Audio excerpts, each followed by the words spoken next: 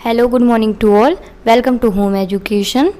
ये मेरा जो पॉलिटिकल साइंस की मैंने जो 5 यूनिट आपको बताई थी सेकंड पेपर वाली, तो उसका मैंने फर्स्ट पार्ट बना दिया था। ये आपका सेकंड पार्ट है। मैंने कहा था उसमें कि ये आपकी पूरी यूनिट अभी कंप्लीट नहीं हुई है 5 यूनिट, ये इसका सेकंड ही है। आप ये मत समझिए कोई मैंने और वीडियो ये आपकी 6 यूनिट बनाई है, नहीं, ये 5 यूनिट का सेकंड पार्ट है, आप याद रखें। तो मैंने आपको यहाँ बताते हुए छोड़ा था कि हमको यूएसए तथा ब्रिटेन की शक्तियों का क्या करना है, वर्णन। तो इस क्वेश्चन में क्या है कि यूएसए की मतलब राष्ट्रपति की और ब्रिटेन में प्रधानमंत्री की अपन को क्या बतानी है, शक्तियों का वर्णन बताना है। इसमें आप कार्यकाल बता सकते हैं, संसदीय प्रणाली देखो ब्रिटेन में चलती है, और अध्यक्षात्मक प्रणाली यूएसए में। तो अब मैंने आपको जो फर्स्ट यूनिट सेकंड यूनिट में जितना भी जो कुछ पढ़ा है आपको याद हो, आप उसमें लिख सकते हैं संसदीय प्रणाली वाले के बारे में और अध्यक्षता के बारे में। ये आपको ऐसा नहीं कि मैंने जो भी क्वेश्चन बताया आप सब लिखते जाए, मतलब मैंने जो संसदीय प्रणाली और अध्यक्षात्मक प्रणाली के बारे में बताया था वो लिखेंगे आप। क्लियर? तो अब आपको मैं बताती हूँ उसमें लिखना क्या क्या है। देखिए, तो आप सबसे पहले लिखेंगे वर्तमान युग के 2 सबसे अधिक शक्तिशाली व्यक्ति, इंग्लैंड का पीएम और यूएसए के राष्ट्रपति की तुलना करना कठिन है, क्योंकि दोनों जो क्या है जगह पर अलग शासन प्रणाली है। मतलब दोनों अपनी अलग अलग जगह पर, वो अपनी जगह पर शक्तिशाली हैं और वो, क्योंकि देखो उनकी संसदीय प्रणाली है, उनकी अध्यक्षात्मक प्रणाली है, तो तुलना कैसे हो सकती, कठिन है। तो इसकी देखो पहली हेडिंग क्या है, समानता। इसमें आपको क्या लिखना है, वास्तविक प्रधान। अब देखिए यहाँ पे समानता भिन्नता आपको हेडिंग दिख रही होगी, तो आपको यहाँ से देखो क्वेश्चन बन रहा है कि जो इनकी कुछ इनकी समानताएं भी हैं प्रधानमंत्री और राष्ट्रपति की, कुछ भिन्नताएं भी। अगर वो डायरेक्ट क्वेश्चन ये पूछता है आपसे कि समानताओं के बारे में लिखें तो आप समानता लिख सकते हैं, यदि भिन्नता के बारे में पूछे तो भिन्नता का लिख सकते हैं, और अगर आपको वो डायरेक्ट पूछता है कि शक्तियों का वर्णन तो आप तो दोनों लिखने वाले, क्योंकि हम लोग को कैसा करना है, क्वेश्चन को बड़ा लिखना है। क्लियर? तो अब स्टार्ट करते हैं इसमें क्या क्या पढ़ना आपको। देखिए इसमें समानता पहली हेडिंग क्या है, वास्तविक प्रधान। तो अब ये समझिए जो ब्रिटेन का क्या होता है, प्रधानमंत्री, और अमेरिका का राष्ट्रपति। तो देखो दोनों वास्तविक अपनी अपनी जगह पर प्रधान होते हैं, तो इसका मतलब ये है कि वास्तविक प्रधान। क्लियर? चलिए दूसरा आप मतलब ये समझ सकते हैं वास्तविक प्रधान का कि अपनी सरकार की क्या होते हैं, प्रमुख होते हैं। जैसे आप अमेरिका की न्यूज़ कभी भी सुनेंगे तो सिर्फ उनके राष्ट्रपति का नाम सुनाई देगा। जब पहले ट्रम्प की सरकार थी तो आप ट्रम्प का नाम सुनते थे। अब किसकी सरकार चल रही है अभी हाल ही में, जो बाइडन की, तो आप उन्हीं का नाम सुनते हैं ना। देखो अभी यूक्रेन और रूस का युद्ध चल रहा, तो जो बाइडन सुनाई देता है अमेरिका से, ये है इसका मतलब। क्लियर? अब आपको सेकेंड बतानी है, निरंकुश शासक युद्ध काल। तो निरंकुश शासक काल का मतलब है, तो आप यहाँ देख रहे हैं निरंकुश शासक युद्ध काल में। इनका कहने का ये मतलब जब युद्ध काल होता है तो जो अमेरिका का राष्ट्रपति होता है और ब्रिटेन का प्रधानमंत्री, तो इनका संविधान इन्हें इतना पावर दे देता है कि इन्हें किसी से पूछने की ज़रूरत नहीं पड़ती। जैसे अभी हाल ही में आप रूस का देख लो, पुतिन है वहाँ के राष्ट्रपति, तो उनको कोई रोक पा रहा? देखो कोई नहीं रोक पा रहा। इन्हें मतलब पता ही नहीं चल रहा यूक्रेन का क्या हाल बना रखा है उसने। तो वो क्या होता है, तानाशाही जिसके निरंकुश को कह सकते हैं, मतलब वो किसी की सुनने वाला नहीं होता, वो ये है इसका मतलब। तीसरी हेडिंग जो है आपकी, अप्रत्यक्ष निर्वाचन। तो आप इसको एग्जाम्पल अपने इधर से समझ सकते हैं कि जैसे अपने यहाँ प्रधानमंत्री का चुनाव होता है, तो डायरेक्ट हम लोग प्रधानमंत्री को वोट देने नहीं जाते हैं, हम किसको चुनते हैं, सांसद को चुनते हैं। फिर सांसद क्या करते हैं, सभी मिलकर वो प्रधानमंत्री को चुनते हैं। तो ये क्या हो जाता है, अप्रत्यक्ष निर्वाचन हो जाता है। तो ये मतलब जो निर्वाचन होता है ये मतलब अमेरिका में भी होता है और ब्रिटेन में भी होता है। ये समानता हो गई आपकी। क्लियर? अब आपकी चौथी हेडिंग है, तो आपकी चौथी हेडिंग जो है व्यापक शक्ति। तो व्यापक शक्ति आप ऐसे समझ लें कि इन्हें किसी दूसरे देश से संधि करनी है या कोई निर्णय लेना है या कोई भी काम करने, तो उनकी शक्ति इनके पास होती है। किनके पास होती है? देखो अमेरिका के राष्ट्रपति के पास और ब्रिटेन के प्रधानमंत्री के पास, तो इनके पास सभी शक्तियाँ होती हैं, तो इसलिए क्या कह देते हैं इनको, व्यापक शक्ति। क्लियर? तो ये तो हो गई आपकी समानताएं। अब नेक्स्ट हेडिंग आपको क्या बतानी है, विभिन्नताएं। अब हम बता रहे हैं आपको डिटेल में उसको। तो आपको भिन्नता में पहली हेडिंग देनी है शक्ति।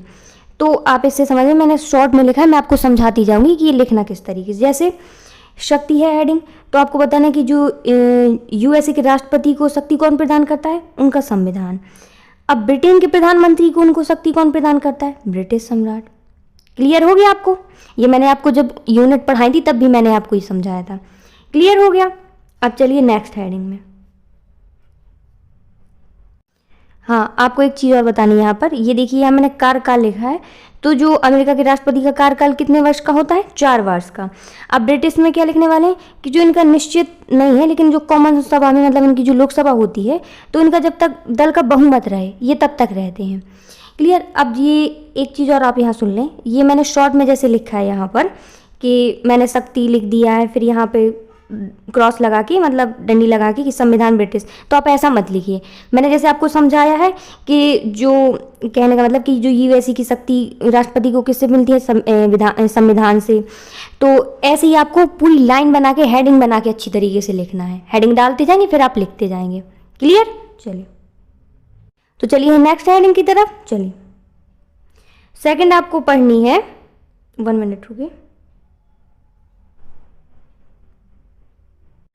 तो जो आपकी थर्ड हेडिंग है वो है आपकी पदच्युत, मतलब पद से हटाना या हटना। तो इसमें आपको क्या बताना है कि जो अमेरिका के राष्ट्रपति को किसके द्वारा हटाया जा सकता है? महाभियोग के द्वारा। अब देखिए जो आपके ब्रिटेन का है वो आपको बताना है। ये मैंने कॉमन्स लिखा है, तो ये है हाउस ऑफ तो इसमें आपको पूरा नाम लिखना है, मैंने शॉर्ट में लिख दिया है। हाउस ऑफ कॉमन सभा अविश्वास प्रस्ताव लाकर। अब आपको ये समझ में ना आ रहा हो तो मैं एग्जाम्पल दे रही हूँ अभी हाल ही का। आप अपने पाकिस्तान की न्यूज़ खोल रहे होंगे तो वहाँ पे क्या हुआ, वहाँ के पीएम कौन थे अभी तक? वो प्रधानमंत्री इमरान खान थे। तो उनके बीच में क्या हो गया था कि उनके जो क्या कहते, तो जो इमरान खान के सांसद थे वो क्या हो गए थे? कम हो गए थे। उनके जो सांसद बने रहने के, उनके प्रधानमंत्री बने रहने के लिए 172 सांसद की ज़रूरत थी। तो उनके सांसद जो थे विपक्ष पार्टी में चले गए थे। तो जब उन्होंने प्रस्ताव लाए विपक्ष वाले के चलो गिनती करवाओ, तो वो कह रहे नहीं हमें करवाना। तो उनकी न्यायालय आ गई, क्योंकि संसदीय प्रणाली में क्या होता? न्यायालय आएगा, क्योंकि ये अध्यक्षता प्रणाली तो है नहीं कि कोई इंटरफेयर नहीं करेगा। तो इससे क्या हुआ, जब उनकी गिनती करवाई गई न्यायालय द्वारा तो नहीं निकली, तो क्या हुआ? सरकार पलट गई। अब क्वेश्चन ये बनता है आपका कि अगला पाकिस्तान का प्रधानमंत्री कौन बनेगा?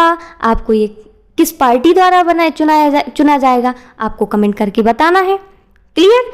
चलिए आपका जब ही मैं मानूंगी कि आपको ये हेडिंग समझ में आई जब आप कमेंट करेंगे। क्लियर। अब आपको बतानी है यहाँ पे फोर्थ हेडिंग। आपकी फोर्थ हेडिंग क्या है? अध्यक्षता। तो इसमें अब अध्यक्षता है जो, तो इससे पहले अध्यक्षता पढ़ाने से पहले एक चीज़ और मैं आपको क्लियर कर दे रही हूँ। ये वीडियो मेरा काफ़ी पहले का है, जब तक आपके पास पहुँचेगा तो हो सकता है आपके पाकिस्तान का प्रधानमंत्री चेंज हो जाए। तो इसलिए मैं पहले से आपको क्वेश्चन ये तैयार करके रख रही हूँ आप लोगों के लिए कि आपको ये कमेंट में ये नाम बताना है कि आखिर प्रधानमंत्री इमरान खान ही रहते हैं या कोई और बनता है, किस पार्टी से बनता है। आपको कमेंट में लेकिन नाम जरूर देना है मुझे। क्लियर। अब आपकी जो नेक्स्ट हेडिंग है वो है अध्यक्षता। अब आपको इसके बारे में पढ़ना है। अब आपको जो अध्यक्षता है इसमें बेटा आपको याद करनी पड़ेगी ये लाइन, क्योंकि आप समझाने वाली बात है। अगर हाँ आपको पूरा अच्छी तरीके से डिटो संविधान आता होता तो थोड़ी और होता, लेकिन आप उससे अच्छा कि थोड़ा याद कर ले एक पॉइंट। अभी तक मैंने ऐसे कोई नहीं कहा कि आप याद कर लें, लेकिन आपको ये हो सकता है समझ में आ जाए तो और अच्छी बात है, लेकिन आप इसको डिटो याद ही करके रखें। कैसे कि जो अध्यक्षता होती है राज्य और सरकार दोनों की होती है, लेकिन यह जो सरकार का अध्यक्ष होता है राज्य का नहीं होता है। आपको इतना याद कर लेना है। क्लियर। अब आपकी जो नेक्स्ट हेडिंग है वो है आपकी उत्तरदायित्व। तो आपको उत्तरदायित्व में लिखना है यूएसए की तरफ से, क्योंकि ऊपर यूएसए की बता रहे हैं नीचे ब्रिटेन की बता रहे हैं। आपको याद होगा, ये देखिए ब्रिटेन लिखा भी है मैंने। तो इसमें बताना है आपको कि जो यूएसए के अपने कार्यों तथा नीतियों के प्रति कांग्रेस के प्रति उत्तरदायी। कांग्रेस का मतलब यहाँ सांसद, जैसे अपने यहाँ सांसद कहते हैं, इन जो संसद होती है अपनी, जहाँ पे प्रधानमंत्री सभी लोग जाके भाषण नहीं दिया करते हैं, तो अपने यहाँ इसको संसद कहते हैं, लेकिन अमेरिका में उसको क्या कहते हैं? कांग्रेस कहते हैं। ठीक है। लेकिन जो ब्रिटेन का है, तो जबकि मैंने लिखा है कि ब्रिटेन का जो पीएम होता है हाउस ऑफ कॉमन्स, यानी उनका अपने यहाँ का लोकसभा कह सकते हैं। ठीक है। तो अपने कार्यों तथा नीतियों के प्रति उत्तरदायी होता है। ये क्या होता है? उत्तरदायी नहीं होता है, ये उत्तरदायी होता है। आप इससे याद रखेंगे। तो ये वाला आपका क्वेश्चन कंप्लीट हो गया। अब आपको देखना नेक्स्ट क्वेश्चन, यूएसए का सीनेट। अब आपका क्वेश्चन आता है यहाँ पर यूएसए का सीनेट। आप इसमें जितने आपकी मन मर्जी हो स्टार लगा लें, 3 4 जितना भी आपको मन लगे, या 10 लगा लें। ये लघुत्तरी में अगर यहाँ से कोई क्वेश्चन बन रहा है तो यही क्वेश्चन है आपका। क्लियर? यूएसए का सीनेट, क्योंकि जो यूएसए का सीनेट होता है वो अपने जैसे भारत का राज्यसभा कहलाता है। आप लोग इससे तुलना कर सकते हैं। तो जैसे मैंने आपको बताया कि ये भारत की राज्यसभा जैसा होता है, तो अपने भारत की राज्यसभा में क्या होता है, ज़्यादा उसके पास पावर नहीं होती, शक्ति नहीं होती। लेकिन जो यूएसए का सीनेट होता है इसके पास बहुत पावर होता है। तो बच्चे क्या करते हैं, भारत से तुलना करके वो लोग इसका भी उल्टा कर देते हैं कि हाँ उसके पास भी शक्ति नहीं होती। तो ये क्या करते हैं, बच्चे क्वेश्चन गलत कर देते हैं। तो ये बहुत ज़्यादा मोस्ट है इसी वजह से। तो आपको ये याद रखना है, और मैंने डिफरेंस भी बता दिया कि क्या है, तो आपका गलत होने वाला बिल्कुल नहीं है। आप थोड़ा याद रखें इसको। अब आपको मैं थोड़ा इसको बताती हूँ। इसमें आपको क्या लिखना है कि अमेरिकी कांग्रेस का सीनेट उच्च सदन होता है। कांग्रेस का मतलब संसद अपने यहाँ की। तो जैसे भारतीय लोकतंत्र में राज्यसभा होती है, वैसे ही यूएसए में सीनेट होती है। जैसे मैंने अभी आपको समझाया है कि अपने यहाँ क्या होती है, लोकतंत्र में राज्यसभा होती है, वैसे यूएस में क्या होती है, सीनेट। पर अपने यहाँ आपके पास क्या होती है, पावर नहीं होता। यहाँ पे क्या होता है, पावर होता है। यही इसमें लिखना है। अब आपको इसके बताने हैं, क्या बताने हैं, इसके अधिकार बताने हैं। क्लियर? तो आपको पहली हेडिंग देखनी है उपराष्ट्रपति का निर्वाचन। तो उपराष्ट्रपति का निर्वाचन क्या है कि इनके जैसे उपराष्ट्रपति का निर्वाचन कौन यहाँ पे किसके पास अधिकार होता है। तो आपको इसमें लिखना है कि जो उपराष्ट्रपति का निर्वाचन में है तो इनका सीनेट का अधिकार होता है। और फिर आप लिखेंगे महाभियोग के निर्णय में भी सीनेट का अधिकार होता है। फिर आप लिखेंगे कि राष्ट्रपति द्वारा दी गई नियुक्ति की पुष्टिकरण में भी इनका अधिकार होता है। फिर आपको बताना कि जो विदेश राज्यों के साथ की गई संधियों की पुष्टिकरण करने में भी इनका अधिकार होता है। आपको सिर्फ इतना लिखना है इसमें। यहाँ पे नियुक्ति है, सॉरी व्युत्पत्ति नहीं, नियुक्ति।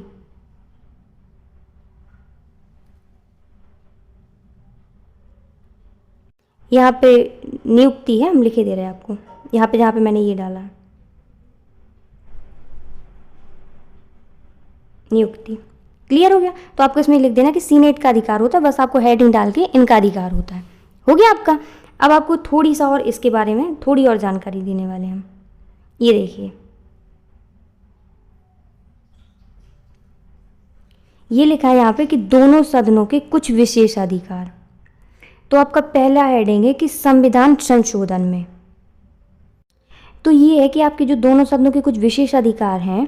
मैंने इसलिए लिखा कि अगर ये अलग से क्वेश्चन आता है तो भी आप लिख सकते हैं, और सीनेट में तो आप लिख ही रहे हैं इसको। तो इसमें लिखा कि ये जो दोनों सदनों के विशेष अधिकार किस में होते हैं, देखो संविधान अगर संशोधन कर रहे हैं तो इनका अधिकार होता है।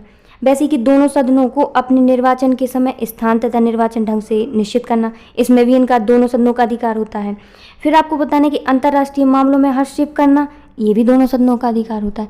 मतलब इसमें आपको कुछ ज़्यादा डिटेल नहीं लिखना, आप इसमें हेडिंग डालते जाएंगे, फिर आप लिखते जाएंगे कि संशोधन में दोनों सदनों का विशेष अधिकार है, इस तरीके से।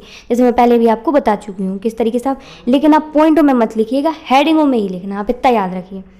तो जो आपकी पॉलिटिकल साइंस की जो 5 यूनिट थी वो मैंने आपकी करवा दी है कंप्लीट। अब उससे रिलेटेड आपको कोई भी दिक्कत हो तो आप मुझे कमेंट बॉक्स में कमेंट कर सकते हैं, लेकिन जो मैंने आपको कमेंट करने को बोला था, जितने भी कमेंट, वो आप मुझे ज़रूर करिए। क्लियर? और आपको इनसे कोई भी क्वेश्चन आंसर में दिक्कत हो तो आप मुझे कमेंट बॉक्स में कमेंट कर सकते हैं, मैं आपकी प्रॉब्लम सॉल्व करने में आपकी मदद करूँगी। तो मैं आपको कमेंट करने के लिए इसलिए बोल रही हूँ, जैसे मैंने आपसे पाकिस्तान वाला भी पूछा था कि जो पाकिस्तान के प्रधानमंत्री हैं, आपको बताने कमेंट में कौन बन सकता है, क्योंकि ये मैं 2-3 दिन पहले वीडियो शूट कर रही हूँ। जब तक आपको मिलेगा ये वीडियो, जब तक शायद उनकी नियुक्ति भी हो चुकी होगी। तो इससे क्या होता है, अभी हाल हम पढ़ किस कर रहे हैं, देखो यूएसए का, ब्रिटेन का। तो इससे क्या होता है, शायद आपके ऑप्शन में आ जाए कि अभी हाल ब्रिटेन के प्रधानमंत्री कौन है, यूएसए के राष्ट्रपति कौन है। तो मैंने आपको बताया तो है, लेकिन हो सकता है आप भूल जाएं। तो अगर जब मुझे कमेंट करेंगे तो आप ढूंढेंगे ही, आप खुद याद रखेंगे। तो आप जैसे ही मुझे कमेंट करेंगे तो आपको याद बना रहेगा, इससे आपका ऑप्शन भी सही होगा और आपको नाम तो यूज़ करना ही करना है संविधान में। ठीक है? और फिर भी मैं आपको बार बार बोल रही हूँ, आपको कोई भी दिक्कत हो क्वेश्चन आंसर में तो आप प्लीज़ मुझे कमेंट कर सकते हैं। थैंक यू वीडियो देखने के लिए, और वीडियो को शेयर ज़रूर करना है, भूलिएगा नहीं।